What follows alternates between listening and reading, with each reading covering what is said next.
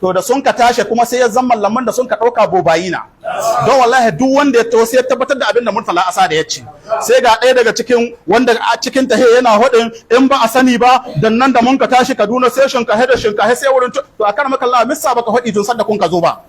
da ranar da sun ka zo zuwa ranar da ni yi maganar an yi wata guda da zuwan farko amma kun ka ɓoye ba ku hudi ba ashe akwai wani abu ƙarƙashin ƙasa muna roƙon Allah duk abin da kuke kitsawa Allah shi tona shi Allah shi bayyana shi shi yasa kaga an ɗauko waɗanda ake so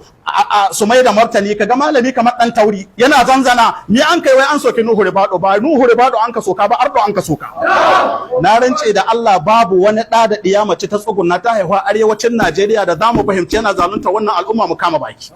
don haka magana za a yi ni wallahi bai iya magani na wallahi gobe a cewar haka ina cikin kabari ni bukata ta biya don ba wani abu da ni gani wanda nika ganin ba daidai na ba wanda ban iya magana akai ne babu shi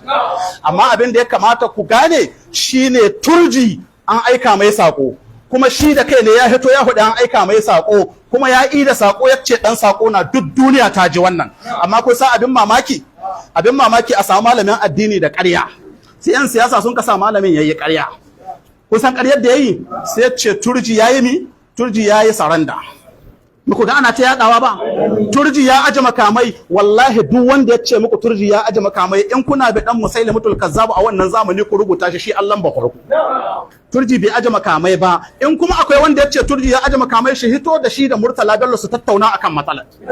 kusa abin da ka faruwa sufa waɗannan da an rike da kujerar tsaro wani abu ya faru an ka tura an ka zo da nuhin akai ma turji hari kusa abin da ya faru kwanan baya wanda turji ya kashe su bashari